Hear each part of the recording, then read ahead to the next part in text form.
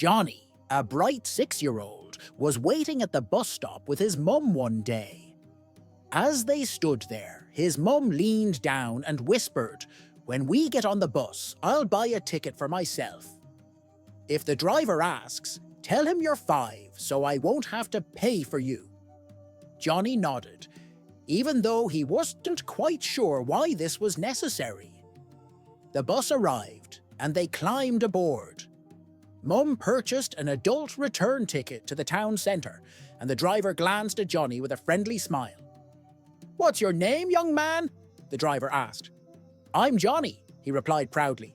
"And how old are you, Johnny?" "I'm 5 years old," he said confidently. The driver chuckled and asked, "And when will you be 6? Johnny, without missing a beat, grinned and said, "As soon as I get off the bus." One day, I was out for a walk with my 4-year-old daughter when she spotted something on the ground and immediately tried to put it in her mouth. I quickly took it away and gently asked her not to do that. "Why not?" she asked, her curiosity piqued. "Because it's been on the ground and you don't know where it's been. It's dirty and probably covered in germs," I explained. She paused for a moment, looking at me with wide-eyed admiration. Then, with pure awe, she said, "Mummy, how do you know all this stuff? You're so smart." Thinking on my feet, I smiled and said, "All moms know these things. It's part of the mommy test. You have to pass it, or they won't let you become a mommy." We walked quietly for a few minutes as she processed this new bit of wisdom. Suddenly, her face lit up with realization. "Oh, I get it," she said excitedly.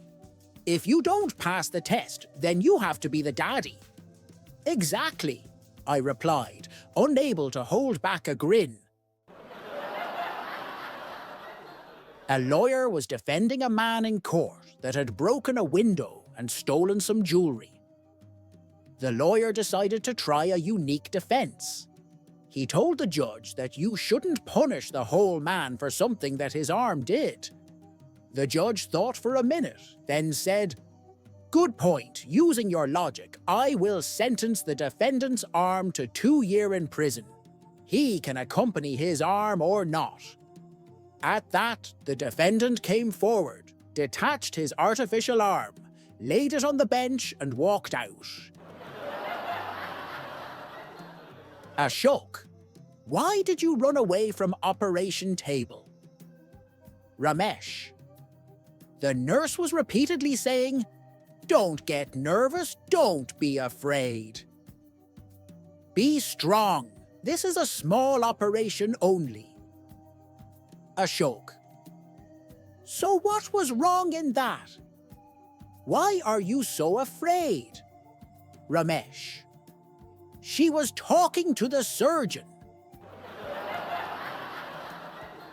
A man was having dinner at a friend's house when he noticed his friend kept addressing his wife with sweet terms like honey, darling, sweetheart, and pumpkin. Impressed by the affection, especially knowing they had been married for over 60 years, the man said, "I think it's wonderful that after all these years, you still call your wife by such loving names." The friend leaned in and whispered, "The truth is, I forgot her name 10 years ago." A lawyer walks into a bar and sits down next to a drunk who is closely examining something held in his fingers. The lawyer watches the drunk for a while, till he finally gets curious enough to ask what it is. "Well," said the drunk, "it looks like plastic and feels like rubber." "Let me have it," said the lawyer. Taking it, he began to roll it between his thumb and forefinger, examining it closely. "Yes," he finally said, "it does look like plastic and feel like rubber. But I don't know what it is. Where did you get it?" "From my nose," the drunk replied. One night, Janet was lying in bed, feeling romantic, while Art was drifting off to sleep. She broke the silence, saying, "Remember how you used to hold my hand when we were dating?" With a sigh, Art reached over, held her hand for a moment, then tried to close his eyes again. A little while later, she said, "You used to kiss me too." Feeling a bit annoyed, he leaned over and planted a quick kiss on her cheek before turning back to sleep. Just 30 seconds passed when Janet chimed in again. "And you used to bite my neck." Frustrated, Art threw back the covers and got out of bed. "Where are you going?" Janet asked, surprised. "To get my teeth," he replied with a grin. Boss, yelling, "Little Johnny, get to my office right now." Little Johnny, "Yes, sir." Boss, "I just saw you arguing with the customer who just left. I've told you time and again that the customer is always right. Do you understand?" Little Johnny, "Yes, sir, the customer is always right." Boss, "Then why were you arguing with him?" Little Johnny, "He called my boss stupid and an idiot, sir." Boss, "That ridiculous man. What did you say to him?" Little Johnny, "I told him he was right." On their wedding night, Bob and his new bride were getting comfortable when Bob hesitantly said, "Hey, how about you turn over?" His bride frowned and replied, "Why, we should stick to the usual way." Bob persisted, "Come on, let's try the other way." She crossed her arms and said, "No way! And how do you even know about this stuff?" Bob, scratching his head, muttered, "Well, back in college, some thugs once grabbed me, and let's just say, I learned the hard way that they weren't interested in any regular approach." One day, a teacher, a garbage collector, and a lawyer all die and go to heaven. St. Peter's there, and when they get to the gate, St. Peter informs them that there will be a test to get into heaven. They each have to answer one question. To the teacher, he says, "What was the name of the ship that crashed into the iceberg and sunk with all its passengers?" The teacher thinks for a sec and then replies, "That would have been the Titanic, right?" St. Peter lets him through the gate. St. Peter turns to the garbage man, and figuring that heaven doesn't really need all the stink that this guy would bring into heaven, decides to make the question a little harder. "How many people died on the ship?" The garbage man guesses. 1,228 inches. That happens to be right. Go ahead. St. Peter turns to the lawyer. "Name them."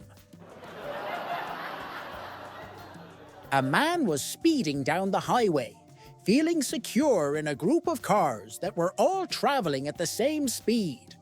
However, as they passed a speed trap, he got caught and was pulled over.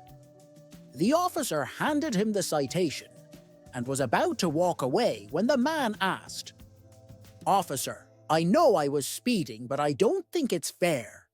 There were plenty of other cars around me going just as fast, so why did I get the ticket?" "Ever go fishing?" the policeman asked the man. Yeah," the driver replied. The officer grinned and said, "Ever catch all the fish?" A 75-year-old man was strolling along when out of nowhere he heard a voice. "Stop! A brick is about to fall on your head." Startled, the man froze in his tracks, and sure enough, a brick crashed to the ground right in front of him. He continued on his way, and a little later, the voice called out again, "Stop! Don't cross the road. There's a speeding car coming your way." The man paused, waited, and watched as a car whizzed by. Once it was safe, he crossed the road and was unharmed. Grateful, the man turned around and spoke aloud.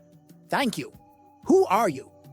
The voice replied, I am your guardian angel, sent by God to keep you safe from danger." The man thought for a moment, then smiled and asked politely, "Well, where were you when I was about to get married?"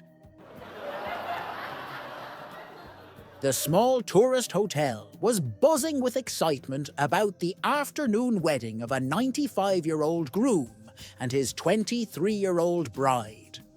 The guests couldn't help but wonder how the wedding night would go, as the groom appeared quite frail, and his bride was a lively and vibrant young woman. Some even joked that the evening might be the end of him. But to everyone's surprise, the next morning, it was the bride who descended the hotel's grand staircase. Slowly, carefully, clinging to the banister as if her life depended on it.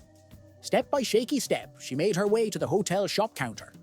The clerk, alarmed by her appearance, asked, "Goodness, what happened to you? You look like you've been through a battle." The bride let out a weary groan and, barely able to speak, whispered, "He told me he'd been saving up for 75 years. I thought he meant his money." An elderly man decided it was time to embrace a new chapter in his life, so he packed his belongings and moved into a retirement home.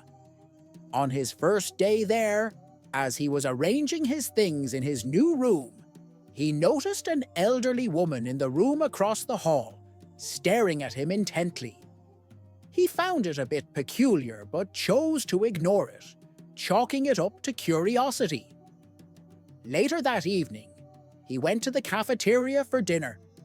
As he settled at his table and began to enjoy his meal, he realized the same woman was sitting at the table next to him. Oddly, there was no food in front of her. She was just sitting there, staring at him with unblinking eyes. Although he felt a bit uneasy, he decided not to make a scene and focused on his meal. After dinner, he headed to the lounge to play the nightly bingo game, hoping to unwind. But as luck would have it, there she was again, sitting in the corner, her gaze fixed on him like before. Frustrated, he finally approached her. "Ma'am," he said politely but firmly, "I couldn't help but notice that you've been staring at me ever since I arrived. Could you please stop? It's making me uncomfortable." The woman looked up at him, her expression softening. "I'm so sorry," she said. "It's just that you look so much like my third husband." The man, caught off guard, felt a twinge of guilt. "Oh, I see. My apologies for snapping. If you don't mind me asking, how many husbands have you had?" With a sly smile, she replied, "2. This afternoon at Trader Joe's, I let a man named James go ahead of me in line. He only had a loaf of bread and a carton of milk, and since I had a full cart, I told him to go ahead. It wasn't a big deal to wait a little longer." To my surprise, James stepped away for a moment and came back with a bouquet of bright sunflowers. I didn't think much of it until, after he finished paying, he handed the flowers to me with a warm smile. "Happy Saturday," he said. "You don't know how much your kindness means to me. I've been going through a lot lately, and this small gesture reminded me that good people still exist. One kind act can make all the difference." His words stayed with me, reminding me how powerful small acts of compassion can be. We never know what someone else is going through, but kindness is always a gift worth sharing. Thank you for the unexpected reminder and the beautiful flowers, James. A blonde lady had failed the written driving test 4 times. On her 5th attempt, she was determined to pass. However, she encountered the same question. You are driving at 100 miles per hour. On your right is a wall, and on your left is a cliff. On the road, you see an old man and a young man. What will you hit?